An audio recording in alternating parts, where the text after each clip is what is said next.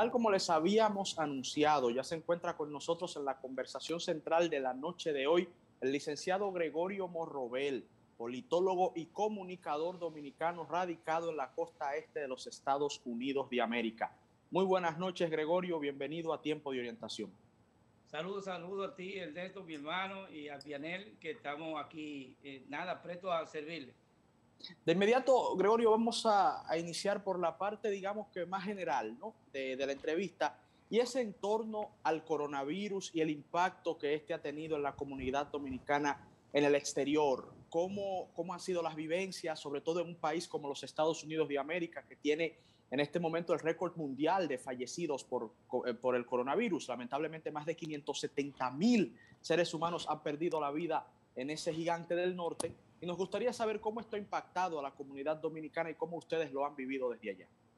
Bueno, fíjate, Ernesto y Vianelli, con nosotros realmente estamos padeciendo los rigores de esta pandemia de la misma manera que la está padeciendo el mundo, porque esto nadie ha escapado a esta realidad. Pero esta es la primera potencia del mundo y realmente aquí se ha generado una situación sumamente complicada y difícil, porque tú sabes que esta sociedad es una sociedad que en términos de productividad se consideraba vulnerable, invulnerable, mejor dicho, porque ni siquiera en las grandes conflagraciones bélicas se vio tan afectada la economía de este país de manera directa como ahora. Tú sabes que ha habido una gran cantidad de personas afectadas, otros han muerto, más de 500,000 de personas, casi 600,000 han muerto, una cantidad importante de personas que han sido afectadas y otro ha sido diezmado en términos económicos porque la pandemia ha afectado sensitivamente lo que es la productividad de este país. Nadie se imaginaba que íbamos a ver esos restaurantes que, como se dice, de manera como chanza o jocosa, Nueva York nunca duerme y sin embargo, Nueva York se ha visto una situación sumamente difícil porque la productividad en la noche de este país, en términos económicos, es casi igual que la del día. Entonces, y cuidado. Entonces, ahora mismo lo que se está visualizando es una reapertura de las escuelas. Brevemente, digo, paulatinamente han comenzado a abrir las escuelas, pero la variedad o las variedades que se han presentado del coronavirus, pues ha creado una situación difícil, no tanto aquí en Nueva York, pero sí en otros estados. Aquí ahora mismo ya estamos en una etapa donde el lunes comienzan ya a vacunarse aquellos que tienen ya hasta menores de 17 años, ya pueden abiertamente ir a hacer su cita y vacunarse. Lo que sí ha habido aquí un incremento masivo de lo que es la vacunación y ciertamente pues eso ha creado un ambiente más sosegado y más tranquilo porque la gente ya ha tomado cierto grado de confianza, los negocios ya comienzan a aperturarse un poquito y siempre manteniendo el distanciamiento y las precauciones del lugar. Sí, Morrobel, a pesar de que ya en Estados Unidos se ha vacunado una cantidad importante de personas, si pasamos esto a la ciudad de Nueva York, que también, como usted explicó, ya se han vacunado muchas personas allí y ya podemos ver una reapertura de las actividades económicas, actividades sociales, una reapertura gradual. A pesar de esto, se siguen presentando a diario una importante cantidad de casos de nuevos contagios. Sí, el contagio sigue presentándose, no tanto aquí en Nueva York, pero en Estados Unidos ciertamente hay estados donde ha habido un rebrote significativo de una cantidad de afectados muy importante, no tanto como en principio, pero se pensaba y entendíamos que a esta altura del juego, cuando ya más de 100 millones de personas se han vacunado, muchos en la primera dosis, los otros en las dos dosis. Pensábamos que ya para esta fecha todo iba a estar en un ambiente más tranquilo y despejado en términos de lo que son las embestidas del COVID-19. Y de todos modos, lo que te puedo sí asegurar es que aún así, habiendo un rebrote con la variante que se han presentado, como quiera, ha habido cierto grado de, ¿cómo te digo? Que se ha reafirmado la parte que tiene que ver con la apertura de los negocios a tal punto de que en los deportes ya se están jugando, tanto el béisbol como en la NBA, se están jugando ya partidos donde ya hay una cantidad importante de un 20-25% de participantes de manera presencial, y también ya se está hablando de que Broadway va a iniciar un proceso de apertura de los teatros y las grandes obras que son las que mueven la economía en términos turísticos de este país. Robert, haciendo una transición para empezar a tratar los temas de la realidad nacional, bastante bien que sabemos que ustedes en la diáspora se mantienen bien pendientes en lo que sucede acá en República Dominicana, acá en el territorio nacional. En esa transición nos gustaría realizarle la siguiente pregunta.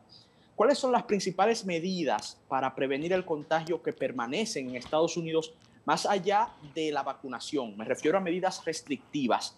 ¿Y cómo ve usted que la comunidad ha asumido las medidas restrictivas que se han tomado en República Dominicana, que afectan a familiares y a todos nosotros los que estamos acá en suelo nacional? O sea, ¿cómo se ve allá el toque de queda, que aquí paulatinamente se está criticando más, los 45 días adicionales de estado de emergencia que se han aprobado? ¿Cómo? Y ahí conjugo la pregunta, Robert. ¿Cuáles son las principales medidas restrictivas que siguen vigentes en Estados Unidos y cómo perciben ustedes las medidas restrictivas que están vigentes aquí en República Dominicana? Fíjate, sí, nosotros aquí, tú sabes que la mentalidad del que vive un país desarrollado, indudablemente que es diferente a un país subdesarrollado, y el comportamiento del ciudadano, por vía de consecuencia, las necesidades que le impone este coronavirus. Aquí es diferente. Aquí realmente el Estado va en auxilio, ha ido a auxilio, ya van 3 decisiones que emanan del gobierno, y tanto el gobierno federal como el gobierno local, en términos de lo que son las ayudas que se les suministran a los ciudadanos. Los paquetes de rescate. Claro, esos son paquetes de estímulo, como se llama aquí, y han ido en auxilio de una gran cantidad de ciudadanos de este país, y básicamente aquellos que tienen pequeños negocios como restaurantes, salones de belleza, barbería, ese tipo de negocios, pues han sido asistidos por el gobierno federal y por los gobiernos locales. Son grandes cantidades de dinero que se disponen para esos fines, y básicamente lo que se ha hecho aquí es que, por esa mentalidad que tenemos de vivir en un país desarrollado donde las leyes se cumplen casi a cabalidad, entonces, o se hacen cumplir, entonces el distanciamiento aquí se ha cumplido. Las restricciones, cuando se establece que un restaurante no puede albergar más de un 25% de los comensales dentro de la instalación, entonces eso se cumple, porque aquí siempre hay vigilancia, y aquellos que se exponen pueden pagar en consecuencias que tal vez no serían de mucho agrado para el que le ponen una multa de esa índole si tiene un negocio. Por otra parte, el distanciamiento se mantiene. Aquí tú no ves personas sin mascarillas, no hay esas aglomeraciones de personas interactuando uno encima del otro como se ven allá, y eso ha permitido que realmente no haya un rebrote tan significativo, o unas variantes que son muy agresivas en términos de contaminación, ya que se ha dicho últimamente que es posible, o casi aseguran que el COVID-19 se transmita por el aire, pero eso no está demostrado. Lo cierto es que han ido disminuyendo, hay más tranquilidad, más sosiego, y las personas siguen manteniendo el distanciamiento, que es lo básico. Por otra parte, esas ayudas permiten que la persona no tenga que verse obligado, compelido a tener que salir a gerenciarse el día a día de su comida en situaciones que sean precarias. La gente se mantiene, indudablemente que hay muchas personas que están necesitadas, pero le llega de cualquier manera la mano solidaria del Estado, del gobierno local. Sí, Robert, hay un punto importante. Nueva York. En Santo Domingo, sí. ¿Qué estamos mirando? Mira, no solamente con el COVID, es que allá en nuestro país, según las informaciones que nos llegan, estamos mirando que las autoridades se le ha ido de la mano la situación, no solamente con el COVID-19, sino la consecuencia que trae el COVID-19 con personas que de alguna manera u otra lo que se sienten es desesperadas con más de un año de la parte que tiene que ver con estar en el hogar, con esto de toque de queda. Entonces eso crea una situación de desesperación. Pero sabemos que de alguna manera hay situaciones que no deben darse. Las autoridades están para, de alguna manera, buscar fórmulas que impidan que las personas caigan en situaciones que le afecten y le pongan en riesgo su vida y su salud. Mas, sin embargo, allí las autoridades actúan cuando ya pasan, ustedes saben que no solamente con COVID-19, sino con la cuestión de la bebida adulterada. El año pasado hubo una cantidad de personas que murieron, casi 200, cuando el señor turista venezolano pues fue en una excursión a la isla Saona, y ahí tomó una bebida que se consideró y era adulterada, y eso está lo tienen postrado en una cama en una situación difícil. Bueno, se hizo un amaraco ahí, las autoridades hicieron unos cuantos calceos, pero al final todo volvió a la misma situación y hoy estamos padeciendo los mismos rigores de aquel entonces. ¿Qué significa esto? Que aquí lo que se está haciendo es una intervención mediática de las autoridades, pero que no buscan corregir de antemano lo que son este tipo de situaciones que laceran lo que es el corazón de cualquier ser humano, porque son gente que de alguna manera lo que tratan es de llevar su vida y verse involucrado en situaciones que atentan contra su vida, sin ver a alguien, una autoridad que salga. ¿Cómo tú me decís a mí, o me pueden decir a mí que esos puntos o esa empresa que adulteran alcohol no se va a saber dónde quedan, dónde están? Es como la droga, todos saben dónde están, lo que pasa es que actúan cuando hay una situación que se le va de la mano. Entonces eso es preocupante para nosotros, porque realmente nos sentimos afectados, porque son dominicanos que están padeciendo los rigores de esta situación, y además de la delincuencia que estamos mirando, que en la 6 de noviembre, la autopista 6 de noviembre, un domingo en la tarde, los jóvenes paran el tránsito para echar carrera de motores y no aparece una autoridad. Entonces decimos, ¿y qué es lo que está pasando en nuestro país? Se le fue de la mano la autoridad de la situación, y eso es preocupante.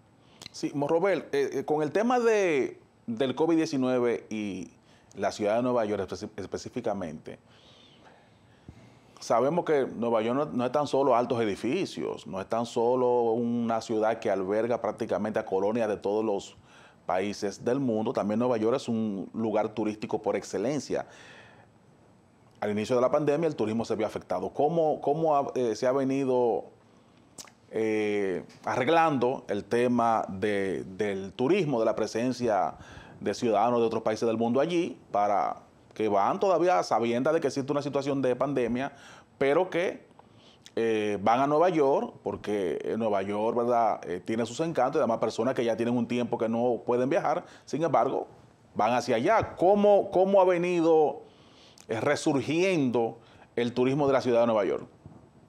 Fíjate, Times Square, que es el centro de lo que es la visita de los turistas, está diezmado. Realmente no se siente lo que es el rigor de un desempeño económico como se veía en otras ocasiones. Todavía hay problemas porque tú sabes que en Times Square los turistas normalmente casi todos van a esos grandes museos y también van a las obras de teatro, van a ver conciertos, Madison Square Garden, y van a otros eventos, Radio City Music Hall, van a Rockefeller Center y también a la Estatua de la Libertad. Más sin embargo, ahora mismo estamos mirando que hay una situación de poco movimiento.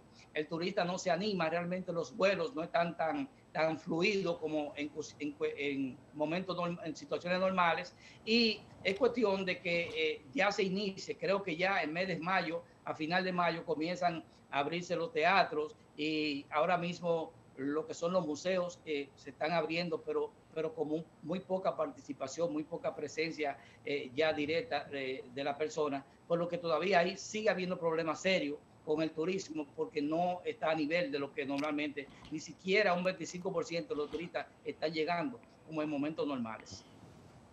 Morrobel, antes de ir a la pausa, brevemente, para luego de la pausa tratar temas políticos, nos gustaría en su visión que nos dijera por qué en el año 2020, con la pandemia, con lo que eso representó a nivel productivo, el quiebre de empresas, el cierre de negocios, con todo ese desastre que armó la pandemia en el año pasado, ¿por qué República Dominicana, por primera vez en la historia, los dominicanos en el extranjero enviaron por concepto de remesas más de 8.200 millones de dólares? Hay mucha gente que no lo entiende. ¿Cómo es posible que en esta crisis tan grande fue cuando más dinero los dominicanos en el extranjero enviaron a sus familias a República Dominicana? Fíjate, como tú sabes, los dominicanos aquí somos muy apegados a las familias, los relacionados que dejamos allá. Y de cualquier manera, cualquier dinerito que nos entra, pues parte de ese dinero lo enviamos a nuestros familiares, a nuestros relacionados. Esta situación no ha dejado de ser parte de lo mismo.